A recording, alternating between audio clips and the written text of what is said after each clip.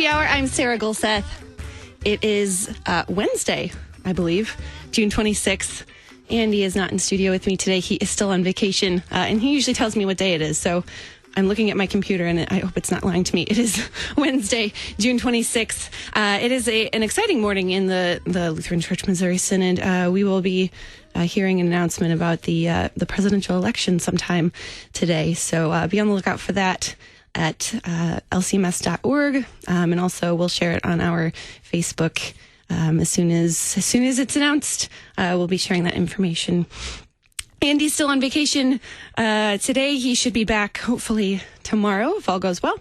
And yesterday we talked about ways that a family can enjoy summer on a budget without breaking the budget, without breaking the bank.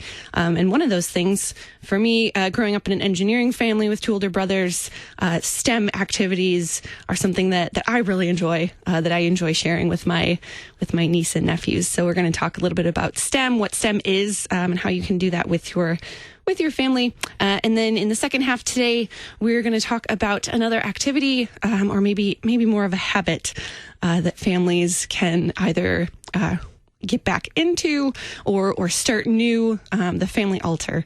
So Pastor Greg Truey will be joining me in the second half to talk about that.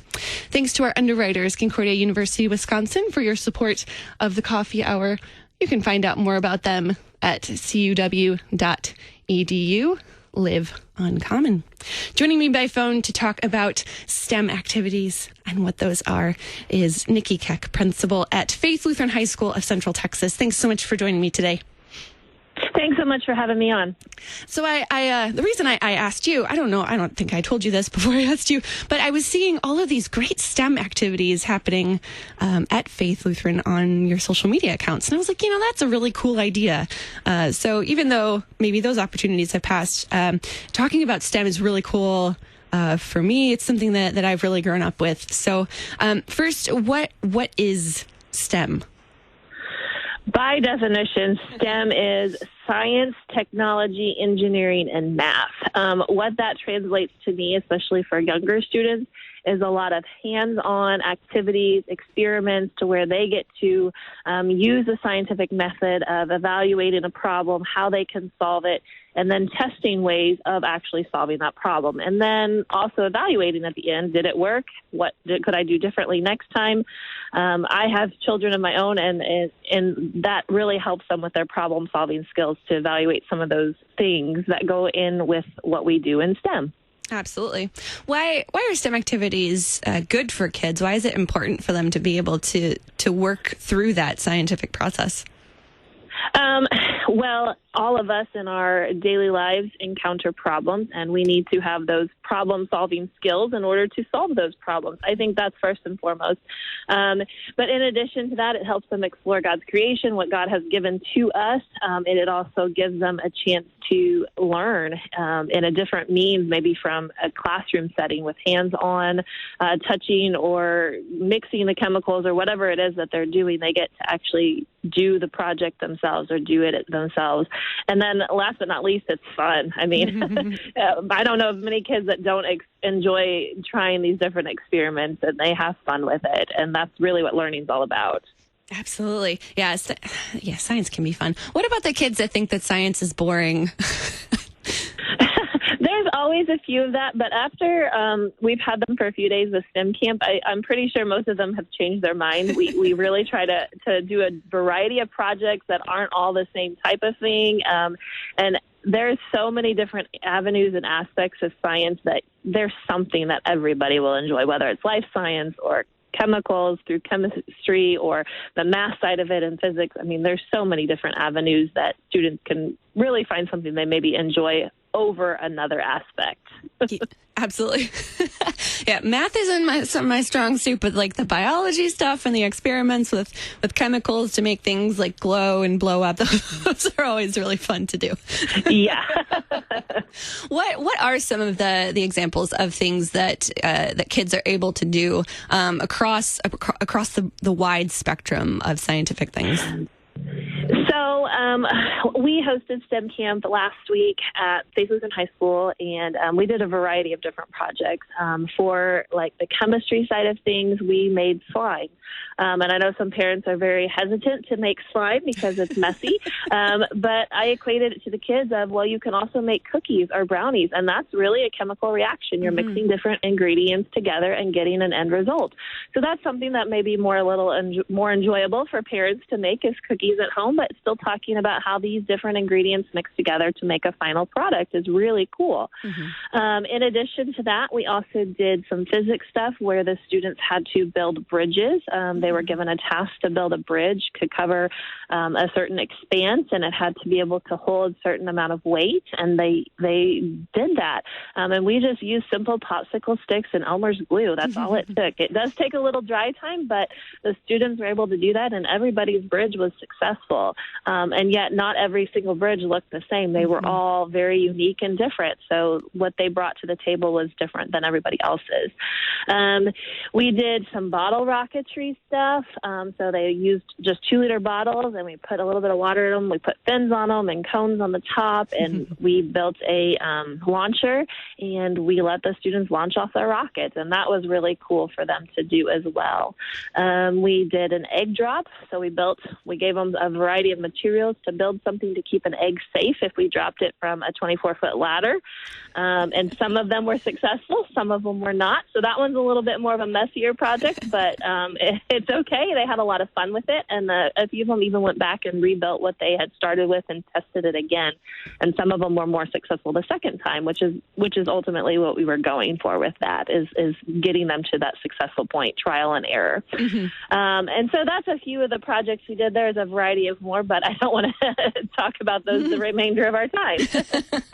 You mentioned baking as a way to kind of introduce science to kids who maybe are a little wary of maybe some other things like math. And if you approach a kid with math and chemistry, they might shy away from that. But baking is a really good way to approach kids with science. What are some other out-of-the-box kind of things that parents can introduce to their kids this summer as ways to just kind of introduce the scientific method and ways of thinking scientifically while having some fun? So one of the things that we do in our family is just get outside in nature. So go for a walk. And as you're walking, talk to your kids of, well, why do you think the leaves grow on the tree the way they do? And why do those leaves look different than those leaves? And so that really starts to create some of those questions in their mind of why things are the way they are. You can also talk about clouds. Why do they look the way they do? And then that opens opportunities to talk about the solar system, et cetera. And I mean, it just presents lots of opportunities. And there's so many things in our daily world that we could talk about with science, because everything is given from God, and it's a gift from God. And so it's all put there, and we can use it for our benefit. And so that's one way. Even going to the grocery store or at a restaurant, you can come up with so many different things as to how science works in nature in those different, anywhere you go, you can come up with that.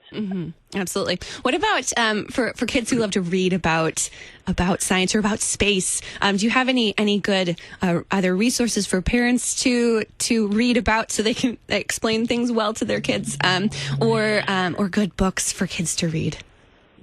There's so many good books out there that I can't really recommend just one book. I know that the Usborne Company has tons of great material when it comes to science fields with exploratory and dinosaurs and all sorts of stuff. But there's just not one thing. And the internet today is so filled with resources.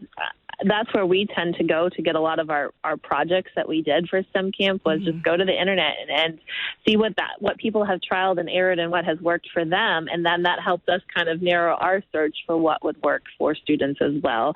But there's so many different resources available out there that for students of all ages to read about science, as well as parents to read to gain ideas for projects or activities as well. Absolutely. Are there any things that parents can buy maybe at a dollar store or low cost, maybe entryways like entry level, microscopes or fun things that maybe could be tools for families to use with their kids as they grow into science in school as well?